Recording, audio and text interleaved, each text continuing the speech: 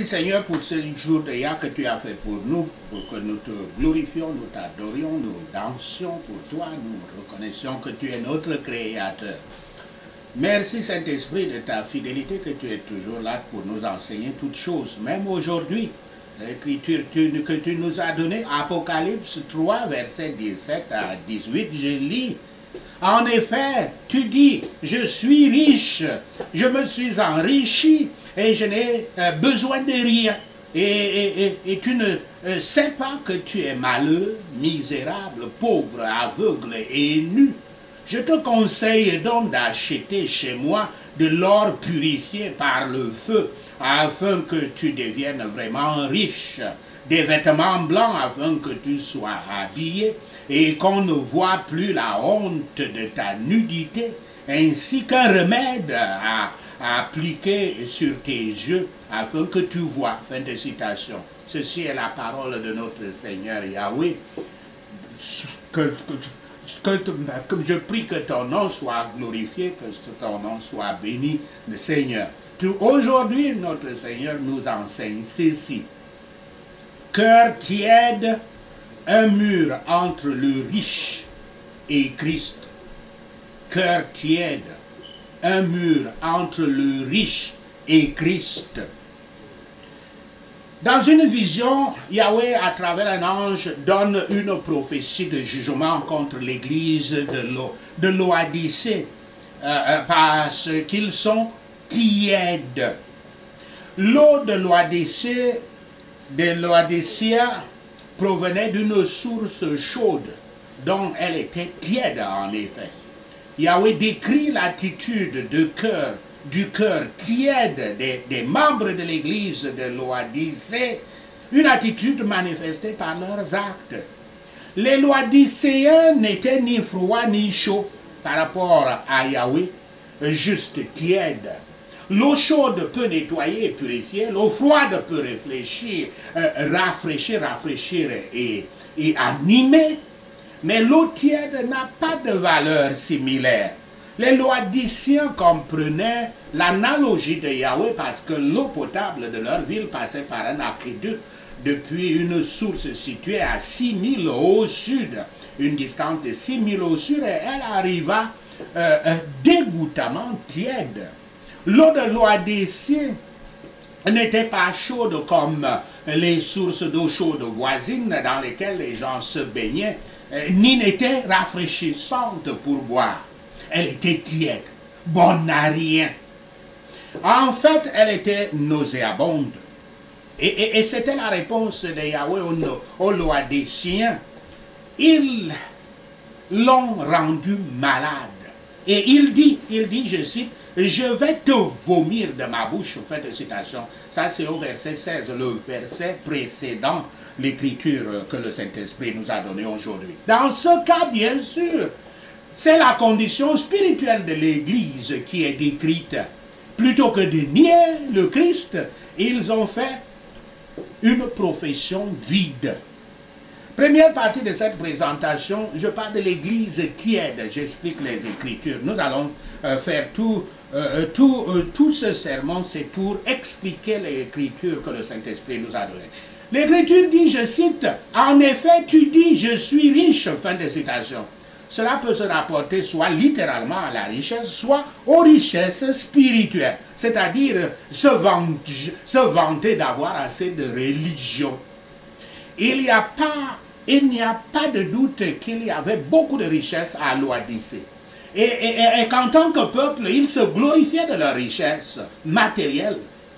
Ce n'est pas facile de déterminer quel est le vrai sens, mais ne pouvait-il pas y avoir une allusion aux deux et qu'à tous les égards, ils se vantaient d'en avoir assez? N'aurait-il pas été si caractéristique de ce peuple de se venger de ses richesses, de porter cet esprit en tout et de le manifester même à l'égard de la religion? N'est-il pas vrai que ceux qui ont une grande partie des biens de ce monde, quand ils font profession de religion, sont susceptibles de supposer qu'ils sont bien nantis en tout, de se sentir comme plaisants et heureux? Et la possession de beaucoup de richesses par un chrétien individuel ou une église chrétienne n'est-elle pas susceptible de produire la tiédeur que l'on dit exister dans l'église de Laodicée? Si nous le comprenons ainsi, il y aura un accord avec le fait bien connu que Laodicée s'est distingué pour ses richesses, et en même temps avec un autre fait si commun, qu'il est presque universel, que la possession d'une grande richesse tend à rendre un chrétien, celui qui se professe comme tel, à rendre un chrétien donc professé comme plaisant et satisfait à tous égards. Lui fait sentir que même s'il n'a pas beaucoup de piété, il est dans l'ensemble bien loti, et de produire dans la religion un état d'une tiédeur telle que le Seigneur dit ici qu'elle était détestable et odieuse pour lui. Et l'Écriture continue en disant « Je me suis enrichi », fin de citation. Le mot dans le texte original grec, c'est « peplouteka ». Ce n'est qu'une manière plus emphatique et intensive de dire la même chose. Il ne fait aucune référence au type de richesse auquel il est fait allusion, mais dénote simplement la manière confiante dont ils affirmaient qu'ils étaient riches. Et l'Écriture continue à dire « Et je n'ai besoin de rien », fin de citation. Encore une manière emphatique et intensive de dire qu'ils étaient riches. À tous égards, leurs besoins ont été satisfaits. Ils en avaient assez de tout. Ils se sentaient donc, ils ne sentaient donc aucun stimulant à l'effort. Ils étaient assis dans le contentement, l'autosatisfaction et l'indifférence. Il est presque inévitable que ceux qui sont riches en bien de ce monde sentent qu'ils n'ont besoin de rien.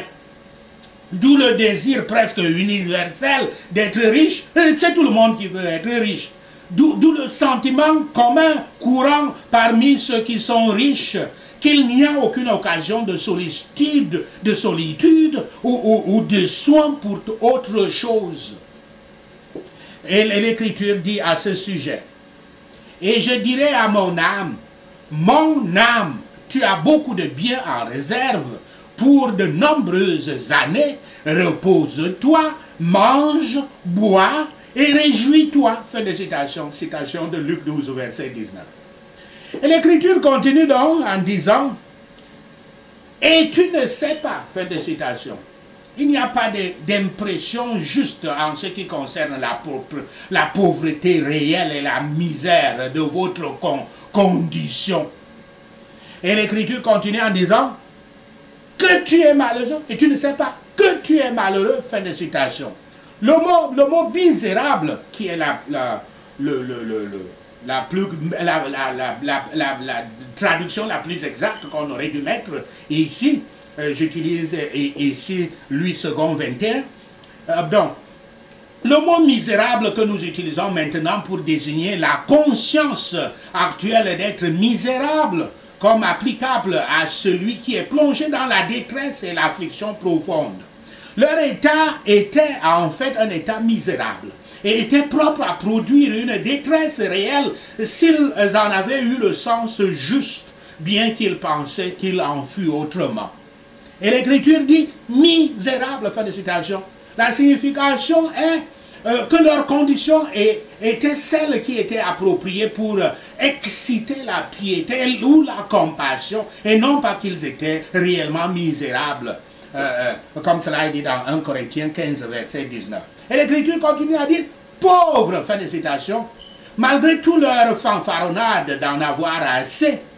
Ils n'avaient vraiment pas ce qui était nécessaire pour répondre aux besoins réels de leur nature. Et par conséquent, ils étaient pauvres. Leurs propriétés mondaines ne pouvaient pas répondre aux besoins de leurs âmes. Et avec toutes leurs prétentions à la piété, ils n'avaient pas assez de piété pour répondre aux nécessités de leur nature quand les calamités viendraient ou quand la mort approcherait. Et ils étaient donc, au sens le plus strict du terme, pauvres. Et l'Écriture dit aveugle, aveugle, fin de citation, c'est dans le sens spirituel. Ils n'avaient pas vu la réalité de leurs conditions. Ils n'avaient pas de juste image d'eux-mêmes, du caractère de Yahweh, du chemin du salut. Cela semble être dit à propos de la vantardise qu'ils ont mise dans leurs propres esprits, qu'ils avaient tout, qu'ils ne voulaient rien. L'une des grandes bénédictions de la vie est la clarté de la vision. Et leur vantardise d'avoir tout compris, doit avoir inclus cela. Mais l'orateur dit ici qu'il leur manquait cette chose indispensable à la complétude du caractère et à la pleine jouissance. Avec leur vantardise, ils étaient réellement aveugles. Et comment quelqu'un qui était dans cet état pouvait-il dire alors qu'il n'avait besoin de rien? Et l'Écriture dit, et nu, fin de citation, bien sûr spirituellement, le salut est souvent représenté comme un vêtement dans Matthieu 22, versets 11 à 12, Apocalypse 6, verset 11, 7, verset 9, et 13 et 14. Et la déclaration ici équivaut à dire qu'ils n'avaient aucune piété. Ils n'avaient rien pour couvrir la nudité de leur âme. Et par rapport aux besoins réels de leur nature, ils étaient comme ceux qui n'avaient aucun vêtement, en référence au froid, à la chaleur, aux tempêtes et à la honte de la nudité. Comment un tel homme peut-il être considéré comme riche? Nous pouvons donc apprendre de ce verset quelques leçons. 5, j'ai listé 5. Premièrement, que les gens peuvent se croire riches et en fait être misérablement pauvres. Ils peuvent avoir la richesse de ce monde en abondance et pourtant, ils n'ont rien qui puisse vraiment répondre à leurs besoins en cas de déception, de deuil, de maladie, de mort, des besoins de leur âme qui ne meurent jamais, de leurs besoins dans l'éternité. Qu'est-ce qui avait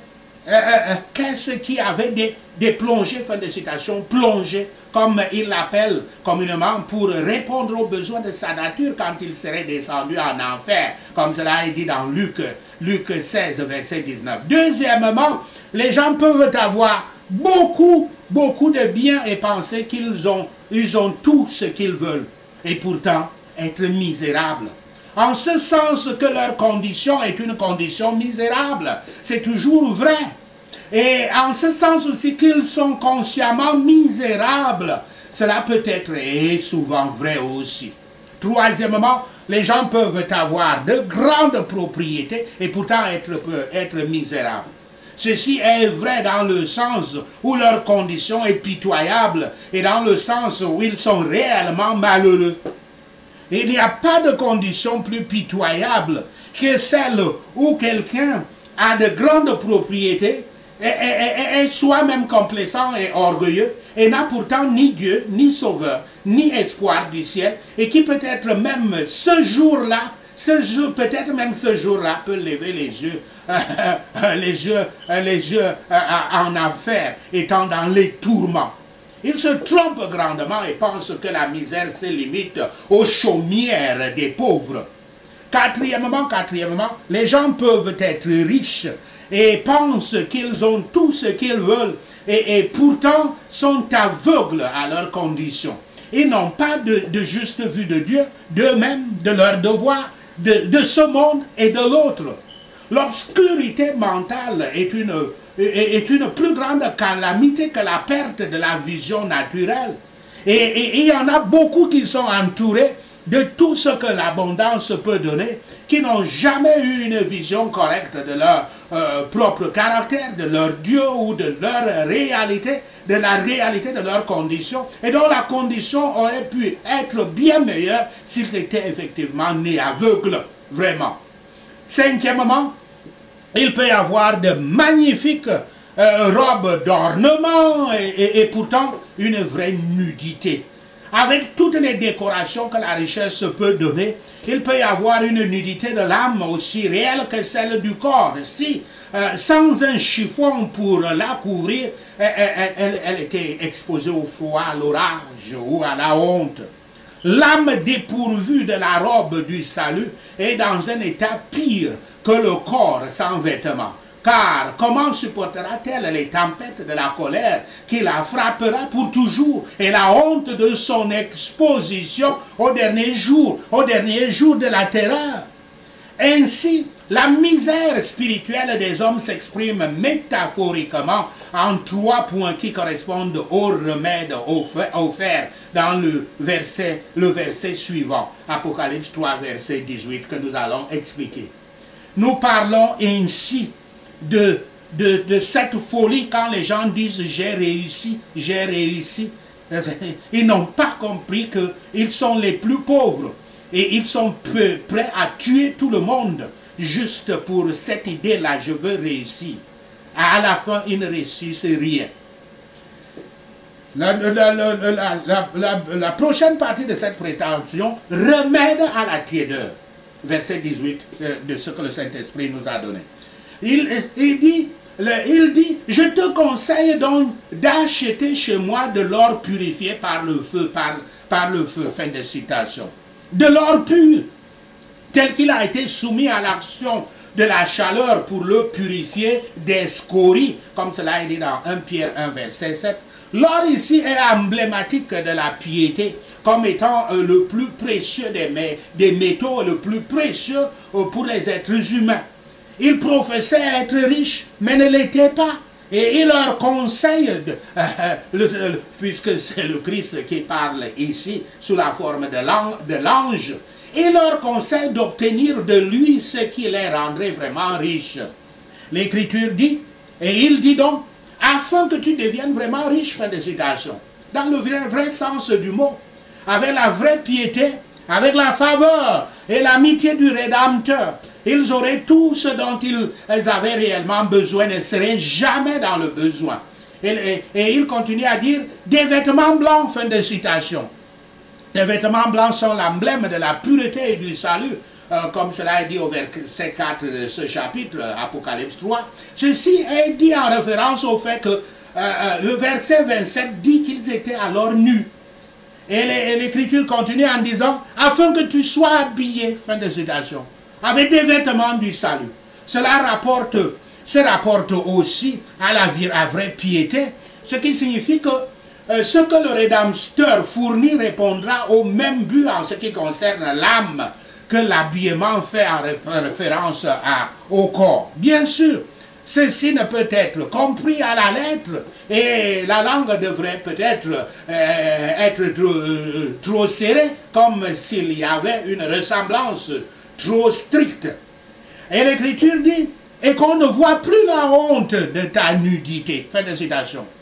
Nous revêtons le corps aussi bien pour la décence que pour la protection contre le froid, la tempête, la chaleur.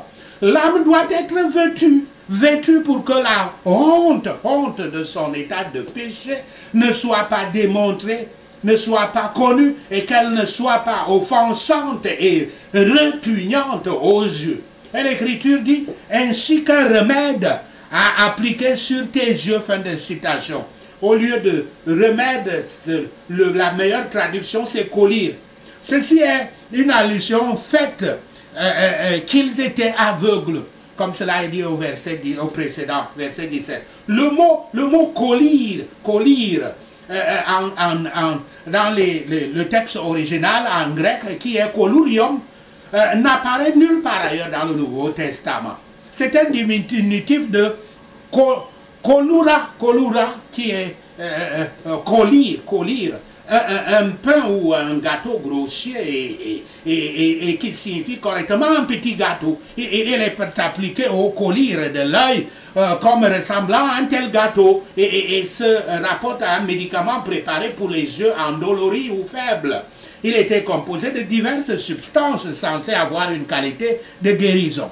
La référence ici en est à une guérison spirituelle, signifiant que le mauvais sens de leur vision spirituelle, ce qu'ils fourniraient produirait le même effet que le collyre dans les yeux des malades, dans les yeux malades.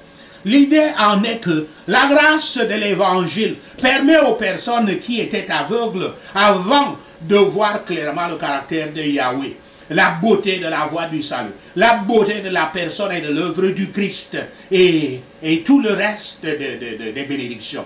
je cite cette écriture, « Je prie qu'il illumine les yeux de votre cœur pour que vous sachiez quelle est l'espérance qui s'attache à son appel, quelle est la richesse de son glorieux héritage au milieu des saints. » Fin de citation. Citation d'Éphésiens 1, verset 18. Et l'Écriture continue en disant « Afin que tu vois. » Fin de citation. Les gens peuvent avoir beaucoup de prudence humaine, beaucoup de connaissances dans les choses morales, oui, dans des choses évangéliques, même théoriquement, et pourtant être aveugle quant à la vraie lumière spirituelle et à l'expérience.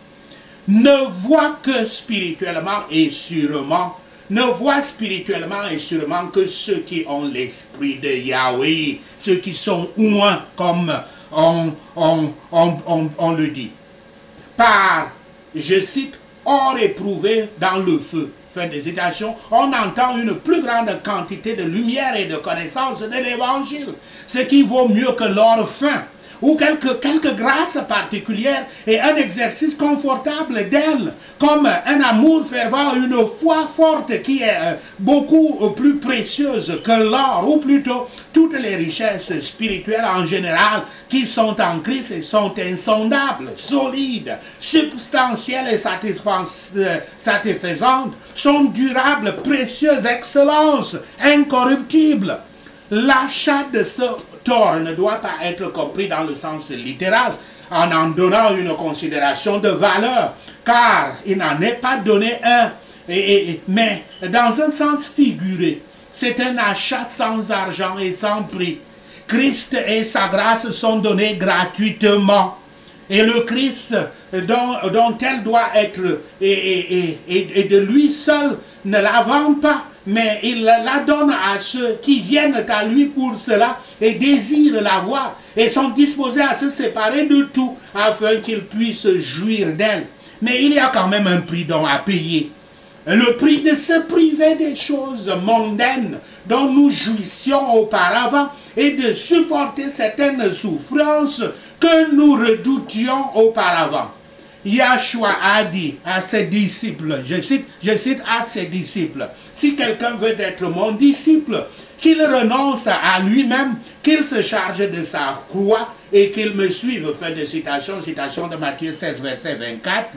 Le prix à payer pour acheter de Yahshua l'or éprouvé dans le feu est la repentance, le brisement et l'humilité qui est le sens de renoncer à soi-même, de rejeter le péché originel du culte du Dieu, moi, le péché d'Adam et Ève, et de supporter ses souffrances et tribulations. Une attitude autosuffisante et une foi tiède sont des dangers constants quand les gens vivent des vies faciles et prospères. En général, les riches, que ce soit des richesses en matériel ou des richesses intellectuelles, ont le plus de difficultés pour cheminer avec Christ, pour devenir chrétiens.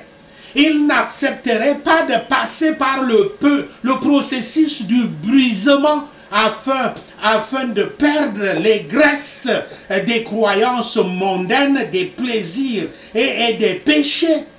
Et ils seraient incapables de perdre le poids du monde afin de devenir le mince chameau qui serait capable de passer par le trou de l'aiguille. Le trou de l'aiguille qui est Yahshua Christ, le chemin du salut. Sachez ceci, et le Seigneur Yahweh vous bénira. Prenons ces points de prière. Prions pour un cœur tiède. Père Tout-Puissant Yahweh, je confesse que mes affections pour toi sont terriblement tièdes, pendant que mes intérêts égoïstes s'évaporent au nom de Yahshua le Messie. Je suis audacieux pour défendre mon honneur et ma réputation, et souvent timide pour défendre les tiens au nom de Yahshua le Messie. Je suis prompt à satisfaire mes appétits corporels, et souvent lent à nourrir mon âme avec le pain de vie au nom de Yahshua le Messie. Je gaspille des moments de communion avec toi en protégeant soigneusement les moments consacrés au divertissement banal au nom de Yahshua le Messie. Je suis distrait de parler avec toi par les livres qui ont besoin d'être redressés, des messages textes qui ont besoin de réponses et d'un endroit vide dans la cour qui a besoin d'être semé au nom de Yahshua le Messie. Je suis facilement et bêtement préoccupé par le succès et la prospérité du monde, tout en languissant et restant impassible au sujet des plus grandes choses de l'autre monde, au nom de Yahshua le Messie. Je sais que mes affections errantes te sont les plus offensantes